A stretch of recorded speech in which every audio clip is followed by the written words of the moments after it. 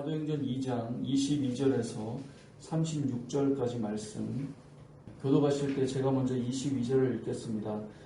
이스라엘 사람들아 이 말을 들으라. 너희도 아는 바와 같이 하나님께서 나사렛 예수로 큰 권능과 기사와 표적을 너희 가운데서 베푸사 너희 앞에서 그를 증언하셨느니라. 그가 하나님께서 정하신 뜻과 미리 하신 대로 내 인과 되었거늘 너희가 법 없는 자들의 손을 빌려 못 박아 죽였으나 하나님께서 그를 사망의 고통에서 풀어 살리셨으니 이는 그가 사망에 매여 있을 수 없었음이라.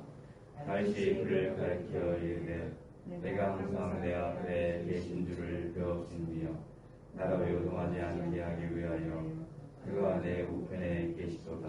그러므로 내 마음이 기뻐하였고 내 혀도 즐거워하였으며 육체도 희망에 거하리니 이는 내 영혼을 음부에 버리지 아니하시며 주의 거룩한 자로 썩음을 당하지 않게 하시겠습니다.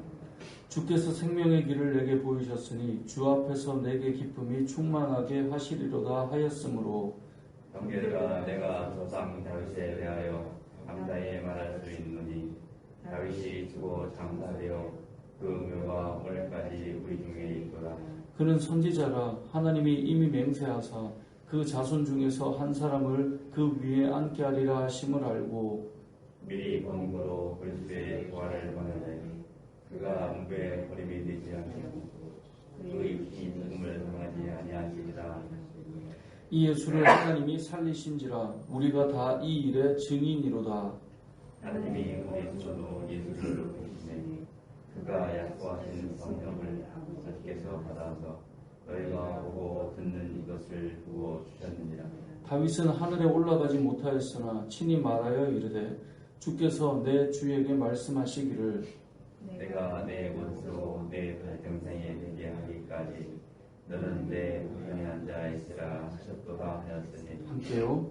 그런즉 이스라엘 온 집은 확실히 알지니 너희가 십자가에 못 박은 이 예수를 하나님이 주와 그리스도가 되게 하셨느니라 하니라.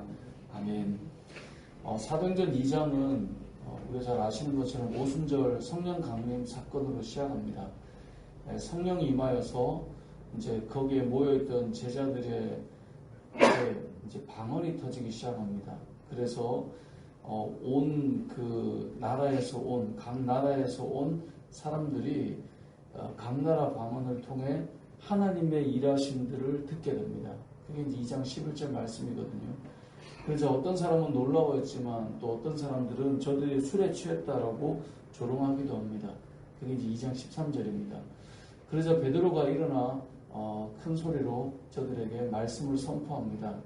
지금 시간이 오전 9시밖에 안 됐는데 어찌 우리가 술에 취했겠는가 라고 말을 하면서 요엘 선지자가 말하였던 그 말세에 내가 내 영을 모든 육체에게 부어주시겠다라고 했던 그 말씀이 지금 우리에게 성취되는 것이라고 말하면서 누구든지 주의 이름을 부르는 자는 구원을 받을 것이다.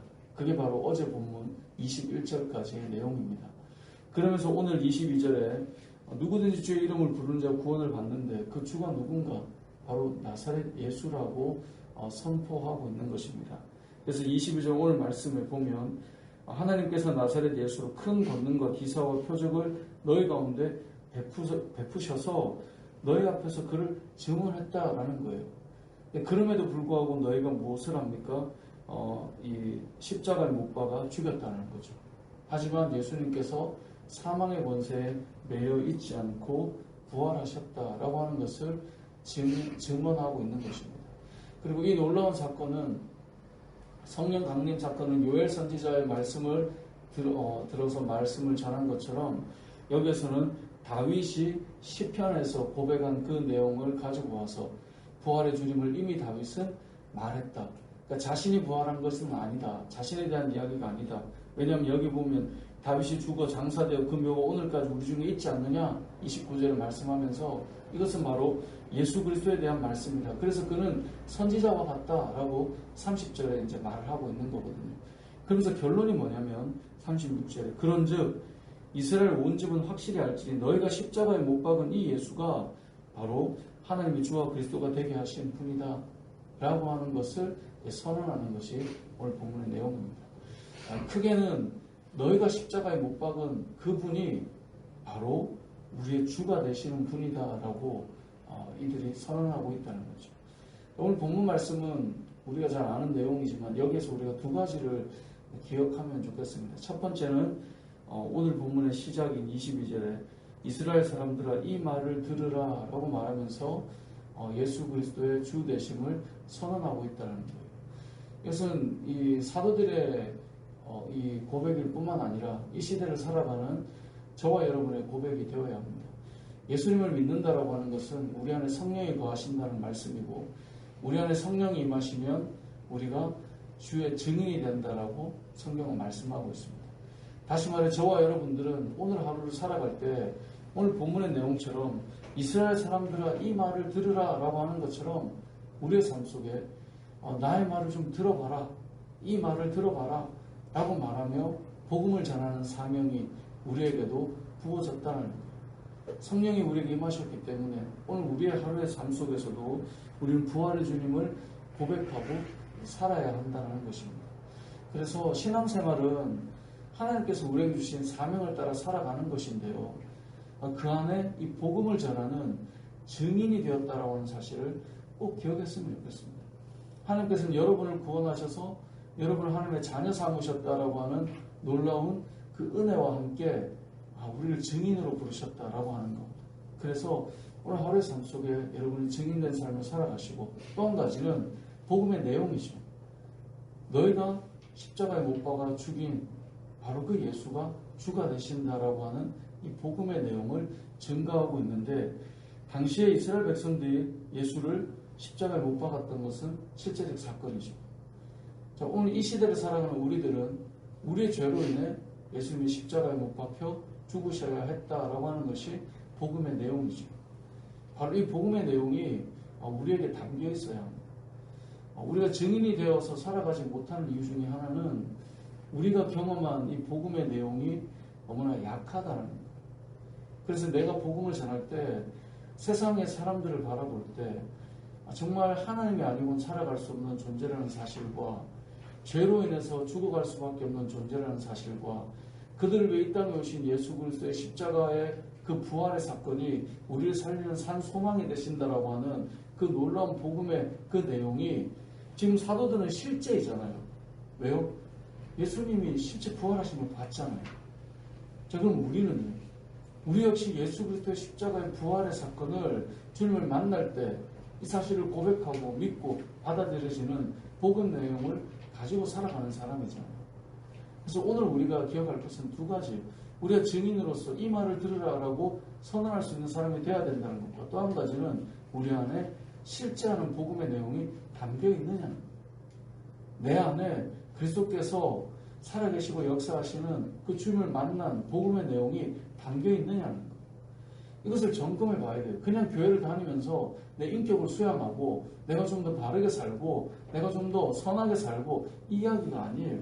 물론 그런 부분이 예수님을 만날수록 우리는 성숙해 가지만 저와 여러분 안에 정말 살아계신 예수 그리스도께서 오늘 내 인생의 주인이 되시고 여러분의 삶을 다시 살리신 그 주님과 함께 내가 가고 있는 것, 이것을 볼 수 있어야 돼요. 여러분이 담고 있는 복음의 내용이 무엇인지 점검해 볼 수 있어야 돼요.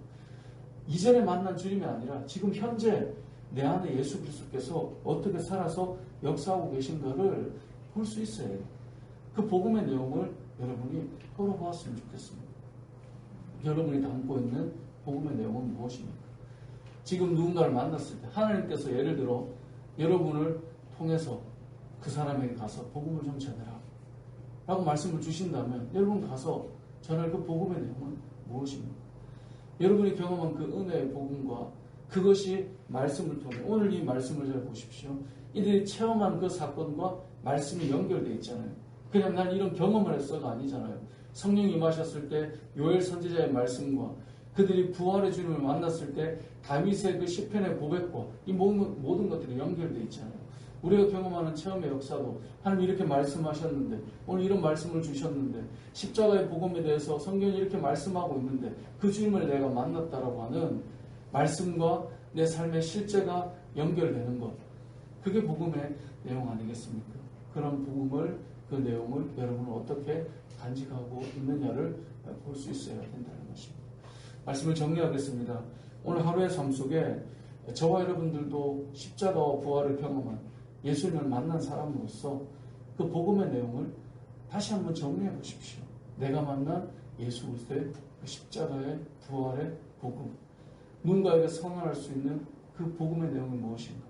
여러분 안에 살아계신 예수 그리스도를 품고 있는 그 복음의 내용은 무엇인가? 한번 돌아보십시오.